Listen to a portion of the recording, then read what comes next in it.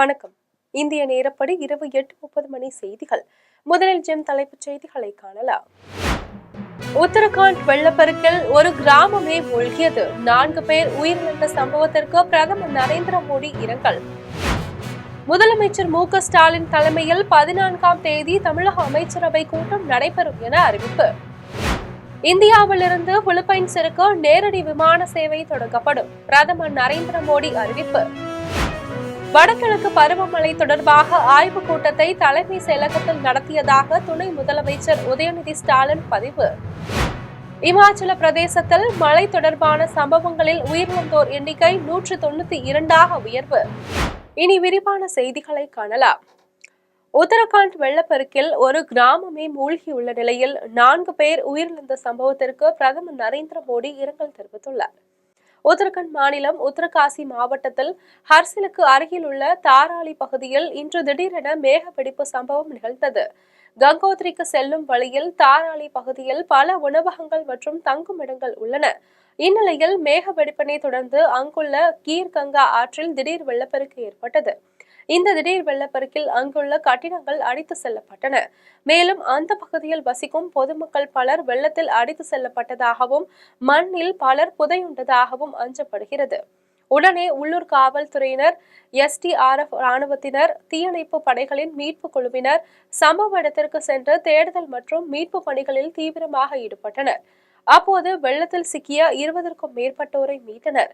இதனிடையே 60க்கும் மேற்பட்டோர் வெள்ளத்தில் அடித்து செல்லப்பட்டதாகவும் இதுவரை 4 பேர் உயிரிழந்துள்ளதாகவும் முதற்கட்ட தகவல் வெளியாகியுள்ளது. இந்நிலையில் உத்தரகாண்ட் வெள்ளப்பெருக்கில் சிக்கி உயிரிழந்தவர்களின் குடும்பங்களுக்கு பிரதமர் நரேந்திர மோடி இரங்கல் தெரிவித்துள்ளார். முதலமைச்சர் மு.க. ஸ்டாலின் தலைமையில் 14ஆம் தேதி தமிழக அமைச்சரவை கூட்டம் நடைபெற உள்ளதாக அறிவிக்கப்பட்டுள்ளது. தமிழக அமைச்சரவை கூட்டம் வரும் 14ஆம் தேதி நடைபெறும் என்று அறிவிக்கப்பட்டுள்ளது.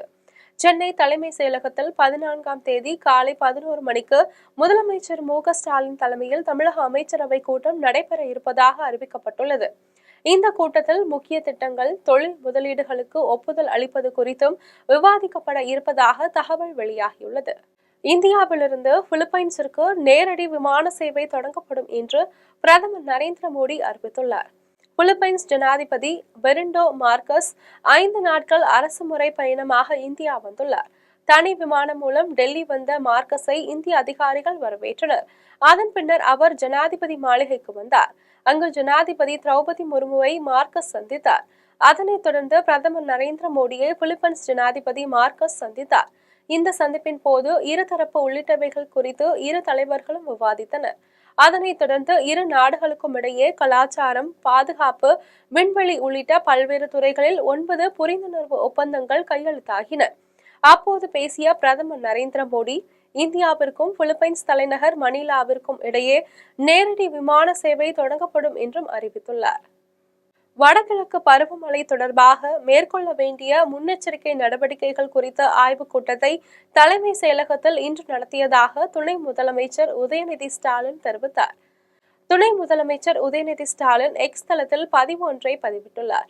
அதில் முதலமைச்சர் மு.க. ஸ்டாலின் உத்தரவின் பேரில் சென்னை மாநகராட்சி பகுதிகளில் வடகிழக்கு பருவமழை தொடர்பாக மேற்கொள்ள வேண்டிய முன்னெச்சரிக்கை நடவடிக்கைகள் குறித்த ஆய்வுக் கூட்டத்தை தலைமை செயலகத்தில் இன்று நடத்தினோம் என்றும், சென்ற ஆண்டு கனமழை நேரத்தின் போது கிடைத்த அனுபவங்கள், அவற்றின் அடிப்படையில் நடத்தப்பட்ட முந்தைய ஆய்வுக் கூட்டங்களில் எடுக்கப்பட்ட முடிவுகளின் நிலை குறித்து இக்கூட்டத்தில் கேட்டறிந்தோம் என தெரிவித்தார். ஆய்வுக் கூட்டத்தில் மழைநீர் வடிகால்களை சரி செய்வது, கால்வாய்களுக்கான நீர்வழி பாதைகளை சீரமைப்பது, முகத்துவாரம் மற்றும் கழிமுக பகுதிகளில் நீர் வெளியேற்றும் வண்ணம் அவற்றை ஆழப்படுத்துவது, சாலைகளை சரி செய்வது உள்ளிட்ட பணிகளின் நிலை குறித்து சென்னை மாநகராட்சி, நீர்வளத்துறை, நெடுஞ்சாலைத்துறை உள்ளிட்ட பல்வேறு துறை அதிகாரிகள் கருத்துக்களை எடுத்துரைத்தனர் எனவும் உதயநிதி ஸ்டாலின் தெரிவித்தார். மேலும் பருவமழை காலம் தொடங்குவதற்கு முன்பாக அனைத்து நடவடிக்கைகளையும் விரைந்து நிறைவு செய்திட வேண்டும் என அதிகாரிகளுக்கு உத்தரவிட்டோம் என்றும், ஒருங்கிணைந்து செயல்பட்டு பருவமழை நேரத்தில் பாதிப்புகள் இல்லை என்ற நிலையை உருவாக்குவோம் என்றும் இக்கூட்டத்தின் வாயிலாக கேட்டுக்கொண்டோம் என்றும் துணை முதலமைச்சர் உதயநிதி ஸ்டாலின் தெரிவித்தார். இமாச்சல பிரதேசத்தில் மழை தொடர்பான சம்பவங்களில் உயிரிழந்தோர் எண்ணிக்கை 192ஆக உயர்ந்துள்ளது. வட மாநிலங்களில் ஒன்றான இமாச்சல பிரதேசத்தில் பருவமழை காலங்களில் அதிக அளவில் மழை பெய்யும் போது வெள்ளம், நிலச்சரிவு ஏற்பட்டு மக்களின் இயல்பு வாழ்க்கை பாதிக்கப்படுகிறது. இந்நிலையில் இமாச்சல பிரதேசத்தில் நடப்பாண்டில் பல்வேறு இடங்களில் முன்னதாகவே பல நாட்களாக தென்மேற்கு பருவமழை தொடர்ந்து பெய்து வருகிறது. இந்நிலையில் பருவமழை தொடங்கியதில் இருந்தே இதுவரை 192 பேர் உயிரிழந்துள்ளனர். இவர்களில் மழை வெள்ளத்தில் 106 பேரும், சாலை விபத்துகளில் சிக்கி 86 பேரும் உயிரிழந்ததாகவும் பொதுமக்கள் தேவையற்ற பயணங்களை தவிர்க்கும்படியும் மாநில பேரிடர் மேலாண் கழகம் அறிவுறுத்தியுள்ளது. சென்னையில் இந்த ஆண்டு 30% ஆவின் பால் விற்பனை அதிகரித்துள்ளது என்று சென்னை நந்தனத்தில் ஆவின் பால் அலுவலகத்தில் நடைபெற்ற நிகழ்ச்சியில் அமைச்சர் மனோ தங்கராஜ் தெரிவித்தார். சென்னை நந்தனத்தில் உள்ள ஆவின் அலுவலகத்தில் நடைபெற்ற நிகழ்ச்சியில் பால்வளத்துறை அமைச்சர் மனோ தங்கராஜ் பங்கேற்று ஆவின் அலுவலர்களுக்கு உரைக்கலனையும் ஆவின் மொத்த விற்பனையாளர்களுக்கு ஆணைகளையும் வழங்கினார். நிகழ்ச்சியை தொடர்ந்து அமைச்சர் மனோ தங்கராஜ் செய்தியாளர்களை சந்தித்து பேசினார்.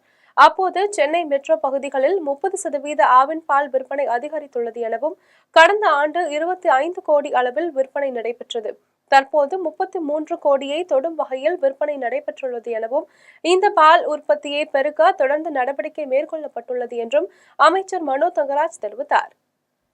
நாங்கள் இந்த சப்ளை செயினை முழு அளவில் கொண்டு வருவதற்கான முயற்சிகளை மேற்கொண்டு இருக்கிறோம். ஏன்னா ஏற்கனவே நம்ம இடத்துல 200க்கும் மேற்பட்ட ப்ராடக்ட்ஸ் இருக்குது. இப்போ நாங்கள் முதல்லேருந்தே பார்த்திங்கன்னா இந்த எல்லா ப்ராடக்ட்ஸும் எல்லா இடத்துலையும் அவைலபிலிட்டி இருக்கான்னா இல்லை. அந்த சூழல் நிறைய நாங்கள் ஓவர் கம் பண்ணியிருக்கோம். இப்போ எல்லா கிராம அளவில் கூட நம்முடைய ப்ராடக்ட்ஸ் போகிறத நாங்கள் ஒன்று உத்தரவாதப்படுத்தி கொண்டிருக்கின்றோம். ஏன்னா இப்போதே நமக்கு மார்க்கெட் தேவைக்கான ப்ராடக்ட்ஸ் நம்மகிட்ட இருக்குது. இந்த சப்ளை செயினை இன்னும் விரிவாக அதே நேரத்தில் முறையாக அவற்றை முறைப்படுத்தி அந்த சப்ளை செயின் நம்ம என்ஹான்ஸ் பண்ண சமயத்திலே அவனுடைய எல்லா பொருட்களும் மக்களுக்கு கிடைக்கும். அதே நேரத்தில் ஏதாவது புதிய பொருட்கள் எங்களுக்கு டிமாண்டு மார்க்கெட்டில் இருந்துன்னா அவற்றை கொண்டு வருவதற்கு நாங்கள் முயற்சிகளை மேற்கொள்ளும். அதில் ஒன்றும் பிரச்சனை தடை எதுவும் இல்லை. தேர்தல் வாக்குறுதியை நிறைவேற்ற கோரி 5 நாட்களாக போராடி வரும் தூய்மை பணியாளர்களை திமிர்பிடித்த ஸ்டாலின் அரசு கண்டுகொள்ளாமல் வேடிக்கை பார்ப்பதாக அதிமுக முன்னாள் அமைச்சருமான டி. ஜெயக்குமார் குற்றம் சாட்டியுள்ளார். கடந்த 10 ஆண்டுகளுக்கும் மேலாக சென்னை மாநகராட்சிக்கு உட்பட்ட 5 மற்றும் 6வது மண்டலங்களில் பணியாற்றி வந்த தூய்மை பணியாளர்கள் மாதந்தோறும் 23,000 ரூபாய் ஊதியம் பெற்று பணியாற்றி வந்தனர். இந்த நிலையில் தற்போது புதிதாக வேறொரு நிறுவனத்துடன் சென்னை மாநகராட்சி ஒப்பந்தம் போட்டதாகவும் அந்த நிறுவனம் 17,000 ரூபாயை மட்டுமே மாத சம்பளமாக நிர்ணயித்துள்ளதாக கூறி கடந்த 5 நாட்களாக மாநகராட்சி அலுவலகத்தை முற்றுகையிட்டு 1000க்கும் மேற்பட்ட தூய்மை பணியாளர்கள் போராட்டத்தில் ஈடுபட்டு வருகின்றனர். 5 நாட்களாக போராட்டம் நடத்தி வரும் தூய்மை பணியாளர்களை முன்னாள் அமைச்சர் டி. ஜெயக்குமார் நேரில் சந்தித்து அவர்களுடன் போராட்டத்தில் ஈடுபட்டார். அப்போது ஸ்டாலின் மாடல் அரசிற்கு எதிராக அவர் கண்டன முழக்கங்களையும் எழுப்பினார். அதன் பின்னர் முன்னாள் அமைச்சர் ஜெயக்குமார் செய்தியாளர்களை சந்தித்து பேசினார்.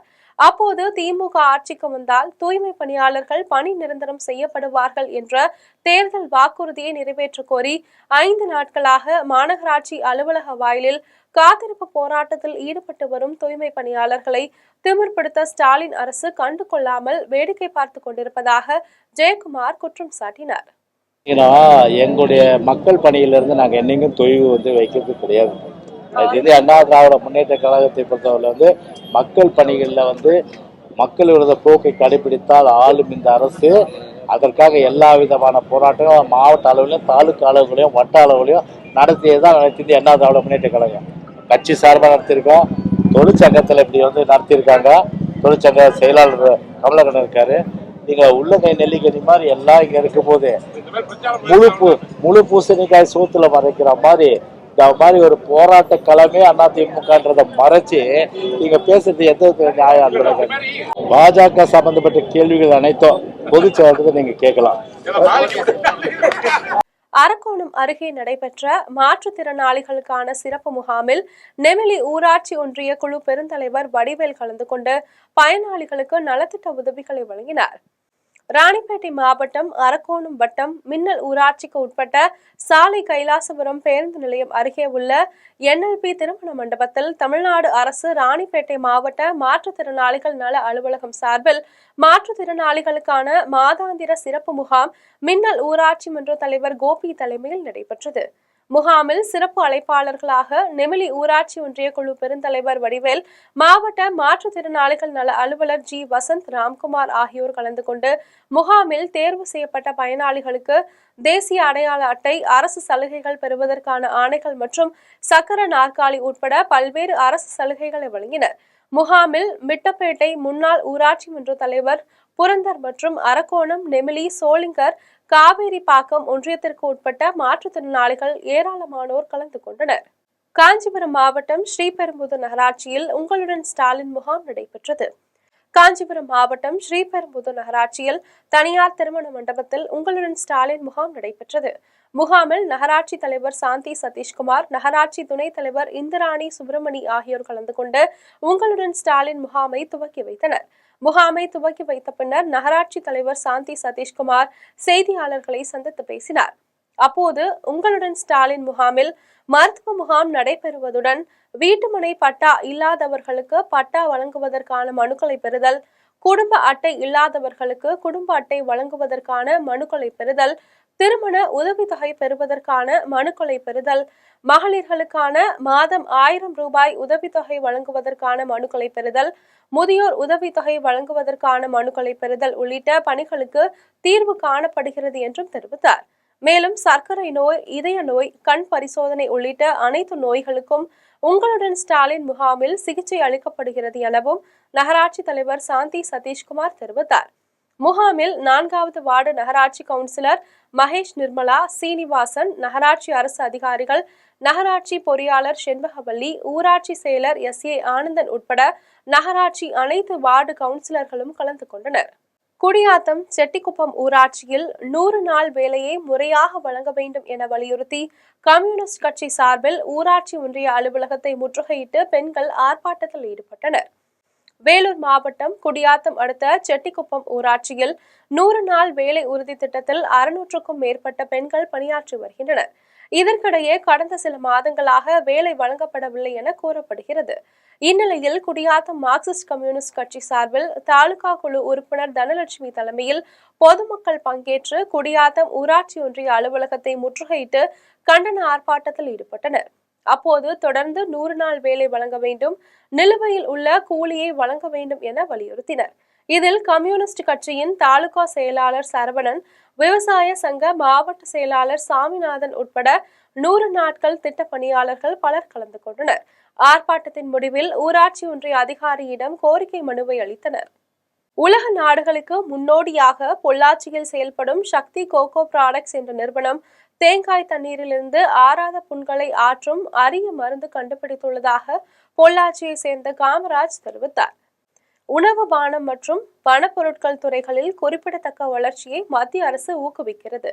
இந்த வாய்ப்பை பயன்படுத்தி பொள்ளாச்சியில் செயல்பட்டு வரும் சக்தி கோகோ ப்ராடக்ட்ஸ் என்ற நிறுவனம் தேங்காய் மற்றும் இளநீரில் பல்வேறு வகையான பொருட்களை உற்பத்தி செய்து முன்னோடி நிறுவனமாக திகழ்ந்து வருகிறது. அதன்படி பொள்ளாச்சியை சேர்ந்த காமராஜ் என்பவர் தொழில் நுண்ணறிவை பயன்படுத்தி தேங்காய் மற்றும் இளநீரிலிருந்து தேங்காய் தூள், சர்க்கரை, தேங்காய் பால், கிரீம், முற்றிய தேங்காயிலிருந்து பிரித்தெடுக்கப்படும் பால் உள்ளிட்ட பல்வேறு வகையான பானங்களை தயாரித்து பல்வேறு நாடுகளுக்கு ஏற்றுமதி செய்து வருகிறார். மேலும் நவீன தொழில்நுட்பத்தில் பழச்சாறுகளை இளநீரில் பயன்படுத்தி ஓராண்டுகள் வரை கெடாமல் ஊட்டச்சத்து நிறைந்த பானத்தை தயாரித்து ஏற்றுமதி செய்து வருகின்றார். இது குறித்து காமராஜ் செய்தியாளர்களை சந்தித்து பேசினார்.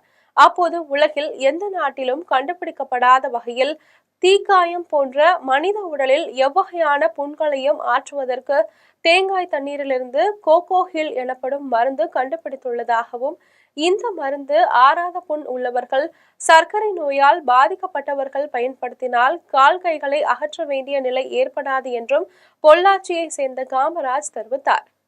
தாம்பரம் சானிட்டோரியத்தில் ரூபாய் 115 கோடியே 38 லட்சம் மதிப்பீட்டில் கட்டப்பட்டுள்ள செங்கல்பட்டு மாவட்ட அரசு தலைமை மருத்துவமனையை அமைச்சர்கள் ஏவா வேலு, தாமு அன்பரசன் ஆகியோர் ஆய்வு செய்தனர். தாம்பரம் சானிட்டோரியத்தில் செங்கல்பட்டு மாவட்ட தலைமை மருத்துவமனை ரூபாய் 115 கோடியே 38 லட்சம் ரூபாய் மதிப்பீட்டில் கட்டி முடிக்கப்பட்டுள்ளது. இந்த அரசு மருத்துவமனையை வரும் 9ஆம் தேதி தமிழ்நாடு முதலமைச்சர் மு.க.ஸ்டாலின் நேரடியாக திறந்து வைக்க உள்ளார். இதனால் மருத்துவமனை வளாகத்தில் விழா மேடை அரங்குகள் அமைக்கப்பட்டு வருகிறது. இந்நிலையில் பொதுப்பணித்துறை அமைச்சர் ஏவா வேலு, சிறு குறு மற்றும் நடுத்தர தொழில்துறை அமைச்சர் தாமோ அன்பரசன் ஆகியோர் ஆய்வு செய்து பாதுகாப்பு ஏற்பாடுகள் குறித்து அதிகாரிகளிடம் கேட்டறிந்தனர். ஆய்விற்கு பின்னர் பொதுப்பணித்துறை அமைச்சர் ஏவா வேலு செய்தியாளர்களை சந்தித்து பேசினார். அப்போது ரூபாய் 115 கோடியே 38 லட்சம் மதிப்பீட்டில் கட்டி முடிக்கப்பட்டுள்ள மருத்துவமனையில் 400 படுக்கை வசதிகள் உள்ளன எனவும் சிடி ஸ்கேன் வசதியும் செய்யப்பட்டுள்ளது எனவும் இந்த மருத்துவமனையை 9ஆம் தேதி காலையில் முதலமைச்சர் மு.க.ஸ்டாலின் திறந்து வைக்கிறார் எனவும் அமைச்சர் ஏவா வேலு தெரிவித்தார். ஆய்வின் போது தாம்பரம் சட்டமன்ற உறுப்பினர் SR ராஜா, பல்லாவரம் சட்டமன்ற உறுப்பினர் இ. கருணாநிதி, தாம்பரம் மாநகராட்சி மேயர் வசந்தகுமாரி, துணை மேயர் காமராஜ், மாவட்ட ஆட்சியர் ஸ்னேகா, மண்டல குழு தலைவர் காமராஜ் உட்பட அதிகாரிகள் பலர் கலந்து கொண்டனர். அதுதான் 4 நாள் காலதாமதம் வருது, பெரிய காலதாமதமா? இல்ல நீங்க 5 மாசம் சொன்னாக்கா பரவாயில்ல, 5 மாசம் பண்ணா பரவாயில்ல. ஏற்கனவே முதலமைச்சர் அவர்கள் சில ஷெட்யூல் போட்டிருந்தாங்க. அப்போ இடையில உங்களுக்கே தெரியும், அவர் மருத்துவமனைக்கு ஒரு 5 தினங்கள் நாங்கள் செல்ல வேண்டிய ஒரு சூழ்நிலை இருந்தது. ஆனாலும் அந்த ஷெட்யூல் மாறி மாறி போகிறதால 5ஆம் தேதியிலிருந்து 9ஆம் தேதி போயப்பட்டிருக்கிறது வேறொரு காரணம் இல்லை. அதுவும் ஏற்கனவே மக்களுடைய பயன்பாட்டுக்கு பல திட்டங்களை நிறைவேற்றி கொண்டுதான் காரணம் மொழி, வேற எந்த காரணமும் இருக்கிறது. அமெரிக்க அதிபர் இந்திய பொருட்களுக்கு அதிக வரி விதிப்பது வரவேற்கத்தக்கதுதான் என்றும் இப்போதாவது இந்தியா விழித்துக் கொள்கிறதா என பார்ப்போம் என்றும் மதுரையில் நாம் தமிழர் சீமான் தெரிவித்துள்ளார். அண்மையில் மதுரை உயர்மறை மாவட்ட பேராயராக பொறுப்பேற்றுள்ள அந்தோணிசாமி சவரிமுத்துவை நாம் தமிழர் கட்சியின் தலைமை ஒருங்கிணைப்பாளர் சீமான் சந்தித்து வாழ்த்துக்களை தெரிவித்தார். அதனைத் தொடர்ந்து நாம் தமிழர் சீமான் செய்தியாளர்களை சந்தித்து பேசினார். அப்போது 3 தொகுதிக்கு ஒரு பாராளுமன்ற உறுப்பினர் தேவை என்ற கோரிக்கை வைக்க வேண்டும் எனவும் தமிழகத்தை மீட்க வேண்டும் என்றால் அது யாரிடம் அடமானத்தில் உள்ளது என்றும் தேர்தல் வரும்போது திமுக வேடம் போடுகிறது என்றும் தெரிவித்தார். மேலும் எங்களுக்கு இருப்பது சுதந்திர பசி, என்னுடன் இருப்பவர்கள் என்னிலும் உறுதியானவர்கள் என்றும் எங்களுக்கு கூட்டணி தேவையில்லை, கூட்டணி கட்சி வைத்து சட்டமன்ற உறுப்பினர்களாக வென்றவர்கள் இதுவரை சாதித்தது என்ன என்றும் கேள்வி எழுப்பிய அவர், அமெரிக்க அதிபர் இந்திய பொருட்களுக்கு அதிக வரி விதிப்பது வரவேற்கத்தக்கதுதான் என்றும் இப்போதாவது இந்தியா விழித்துக் கொள்கிறதா என பார்ப்போம் என்றும் நாம் தமிழர் சீமான் தெரிவித்துள்ளார். மேலும் வட இந்தியர்களுக்கு வாக்கு கொடுத்தால் அவர்கள்தான் நாளை தமிழக அரசியலை முடிவு செய்வார்கள் எனவும் வட இந்தியர்கள் வாக்கு முழுவதும் பாஜக வாக்குதான் எனவும் இது முழுவதும் திட்டமிட்டு செய்யப்படுகிறது எனவும் ஒரே நாடு ஒரே ரோடு என்று சொல்கிறார்கள். ஆனால் கர்நாடகாவிலிருந்து தண்ணீர் வராது, கேரளாவிலிருந்து தண்ணீர் வராது என்றும் நாம் தமிழர் சீமான் தெரிவித்தார். போராடும் என்ன யுனெஸ்கோ சொல்லிட்டு அவன் கோட்டையாயிருமா என்ன? 300 ஆண்டுகள் எங்க பாட்டு ஆனந்த கோனும், அவன் மகன் கிருஷ்ண கோனும், அவன் மகன் கோனேரி கோனும் ஆண்டுகான். இதுல கொடுமை என்னன்னு பாத்தீங்கன்னா, அதே கோட்டைக்கு பக்கத்துல ஒரு குப்பம் இருக்கு. அதுக்கு பேர் என்ன தெரியுமா? கோனேரி குப்பம். கோட்டைக்கு பேரு மராட்டியன் கோட்டை. தேசிங்கராஜா கோட்டைன்னு ரொம்ப நாள் சொல்லிட்டு இருந்தான். அதுக்கு போய் ஒரு சண்டையை போட்டேன், அப்புறம் அதை விட்டான். இப்ப திரும்பி மராட்டிய மன்னன் கோட்டைன்னு இருக்கான். இப்போ ஒண்ணு போய் போடணும்.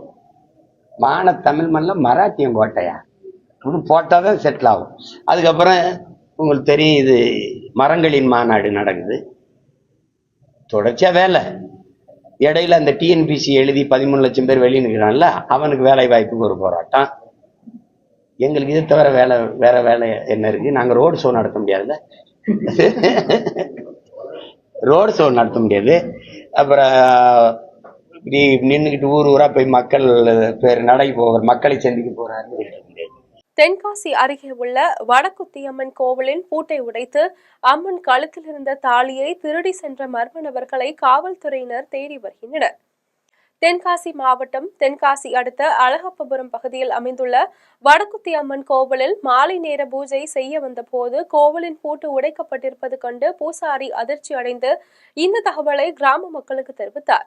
உடனே கிராம மக்கள் கோவிலுக்குள் சென்று பார்த்தபோது அம்மனின் கழுத்தில் இருந்த தாலி காணாமல் போனது தெரிய வந்தது. இது தொடர்பாக பொதுமக்கள் தென்காசி காவல் நிலையத்தில் புகார் அளித்தனர். புகாரின் பேரில் காவல்துறையினர் வழக்கு பதிவு செய்து விசாரணை நடத்தினர். கோவையில் உள்ள தமிழ்நாடு வேளாண்மை பல்கலைக்கழகத்தில் தோட்டங்களில் சூரிய சக்தி மின்சாரம் தயாரிப்பது குறித்த 2 நாட்கள் மாநாடு நடைபெற்றது. கோவையில் செயல்படும் தமிழ்நாடு வேளாண்மை பல்கலைக்கழகத்தில் வேளாண் தோட்டங்களில் சூரிய சக்தி மின்சாரம் தயாரிப்பது குறித்த சர்வதேச மாநாடு நடைபெற்றது. 2 நாட்கள் நடைபெறும் மாநாட்டில் சர்வதேச நிறுவனங்களைச் சேர்ந்த துறை வல்லுநர்கள் மற்றும் வேளாண் விஞ்ஞானிகள் பலர் பங்கேற்று வேளாண் பயன்பாட்டிற்காக சூரிய சக்தி மின்சாரம் தயாரிப்பதில் உள்ள செயல்முறைகள், அதற்கான நவீன கருவிகள் மற்றும் தொழில்நுட்பங்கள் குறித்து பல்வேறு கருத்துக்களை எடுத்துரைக்கின்றனர். மாநாட்டில் பல்கலைக்கழக துணைவேந்தர் தமிழ்வேந்தன், நபார்டு வங்கி தலைமை பொது மேலாளர் ஆனந்த், சர்வதேச பல்கலைக்கழகங்களை சேர்ந்த மாணவர்கள் மற்றும் தமிழ்நாடு, மகாராஷ்டிரா, கேரளா உள்ளிட்ட 10 மாநிலங்களைச் சேர்ந்த 350க்கும் மேற்பட்ட IIT மாணவர்கள் கலந்து கொண்டனர். குடியாத்தத்தில் நடைபெற்ற வட்ட அளவிலான தடகள போட்டியில் வெற்றி பெற்ற மாணவர்களுக்கு குடியாத்தம் சட்டப்பேரவை உறுப்பினர் அமலு விஜயன் பரிசுகளை வழங்கினார். வேலூர் மாவட்டம் குடியாத்தம் பள்ளிக்கல்வித்துறை சார்பில் வட்ட அளவிலான விளையாட்டுப் போட்டிகள் குடியாத்தம் காட்பாடி சாலையில் உள்ள தனியார் பள்ளி மைதானத்தில் நடைபெற்றது. இதில் குடியாத்தம் வட்ட அளவிலான 50 பள்ளிகளை சேர்ந்த 1000க்கும் மேற்பட்ட விளையாட்டு மாணவர்கள் பங்கேற்ற தடகள போட்டி நடைபெற்றது. போட்டியை பெற்றோர் ஆசிரியர் சங்க தலைவர் அரசு தொடங்கி வைத்தார். போட்டியில் வெற்றி பெற்ற மாணவர்களுக்கு குடியாத்தம் சட்டப்பேரவை உறுப்பினர் அமலு விஜயன், நகராட்சி தலைவர் சவுந்தரராஜன், ஒன்றிய குழு தலைவர் சத்யானந்தம் ஆகியோர் கலந்து கொண்டு பரிசுகளை வழங்கினர். போட்டியில் வெற்றி பெற்ற மாணவர்கள் மாவட்ட அளவில் நடைபெறும் விளையாட்டுப் போட்டியில் பங்கேற்பார்கள் என தெரிவிக்கப்பட்டுள்ளது. மாமல்லபுரம் அருகே சேதமடைந்துள்ள சிவன் ஆலயத்தை புதுப்பித்து தர வேண்டும் என வலியுறுத்தி இந்து சமய அறநிலையத்துறை அதிகாரிகளை முற்றுகையிட்டு பொதுமக்கள் வாக்குவாதத்தில் ஈடுபட்டனர்.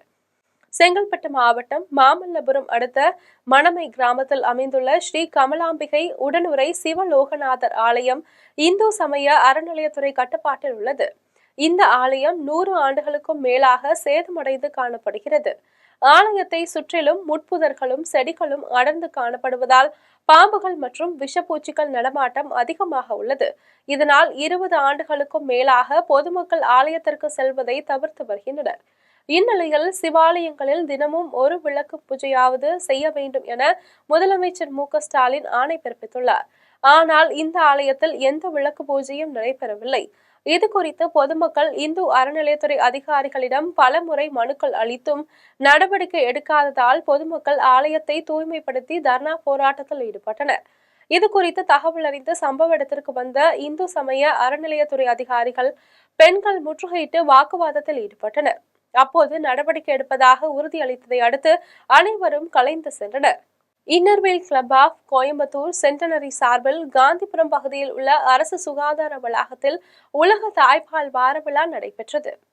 தாய்ப்பாலின் முக்கியத்துவம் குறித்தும் தாய்மார்களுக்கு ஆதரவளிக்கும் வகையிலும் உலக தாய்ப்பால் வாரம் ஆண்டுதோறும் ஆகஸ்ட் மாதம் 1ஆம் தேதி முதல் 7ஆம் தேதி வரை கடைபிடிக்கப்படுகிறது.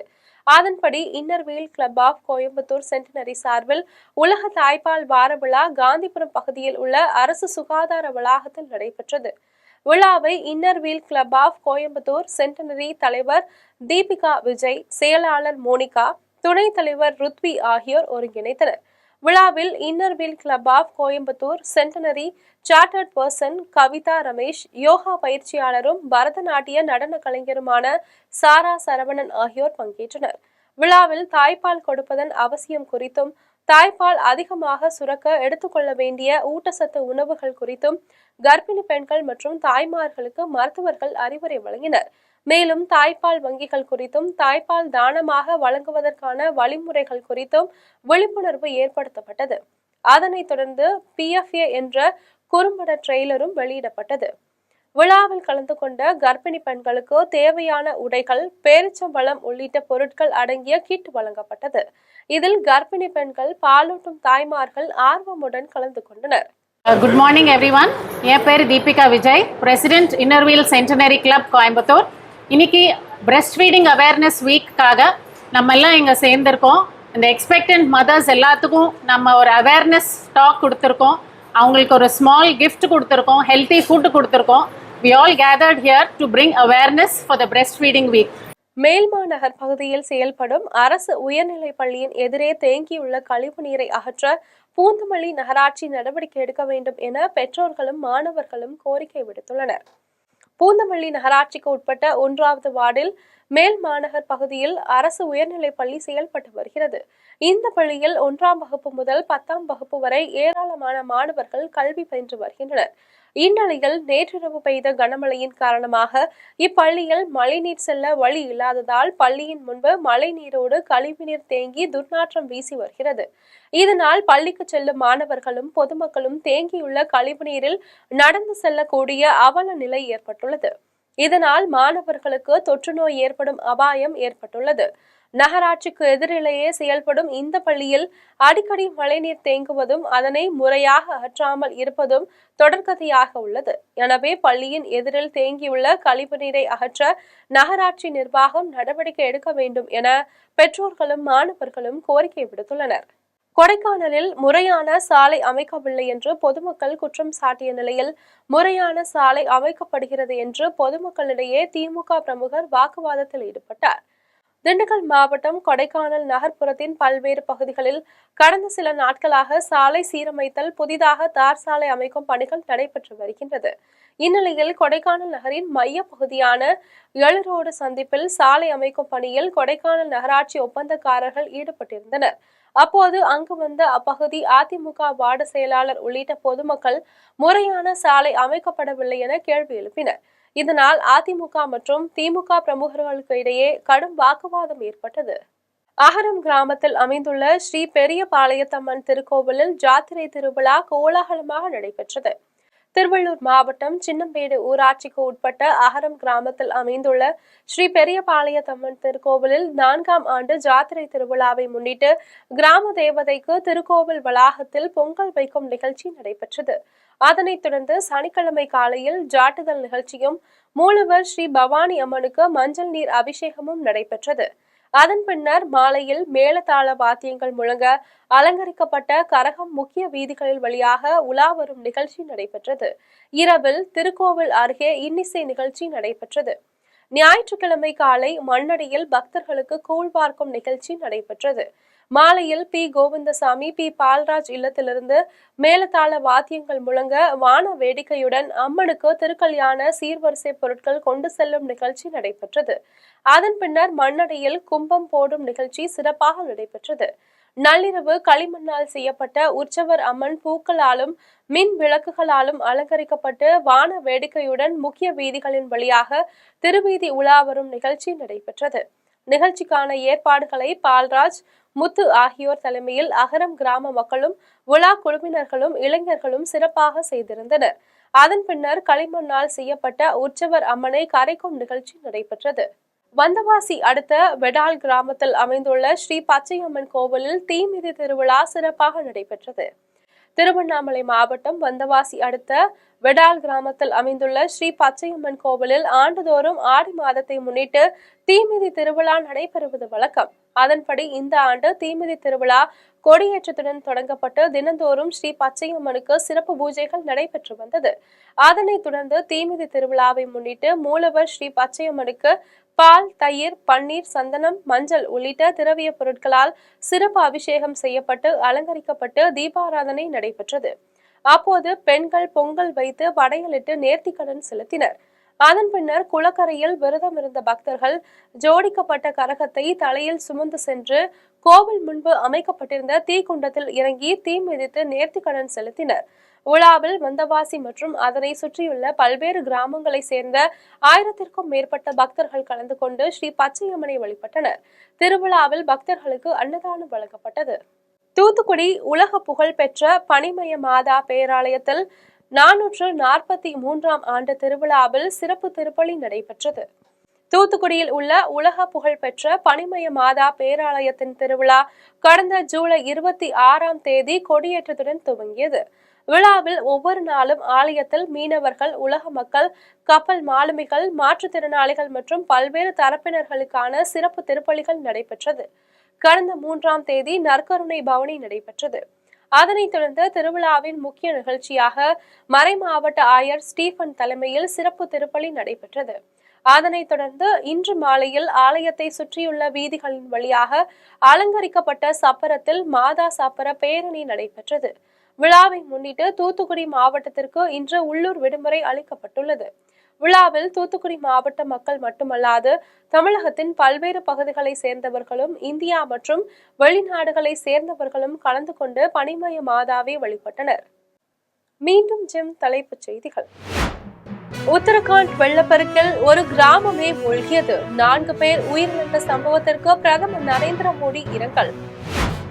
முதலமைச்சர் மு.க. ஸ்டாலின் தலைமையில் 14ஆம் தேதி தமிழக அமைச்சரவை கூட்டம் நடைபெறும் என அறிவிப்பு.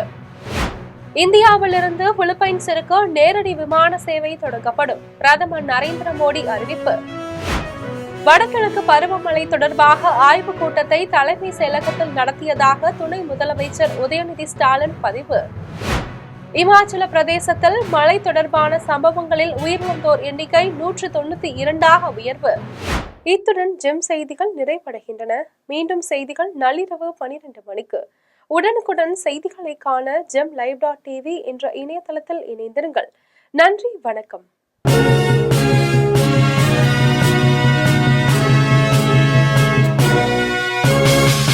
உடனுக்குடன் அப்டேட் தெரிந்து கொள்ள ஜெம் டிவி தமிழ் ஆப்பை இன்ஸ்டால் செய்யவும்.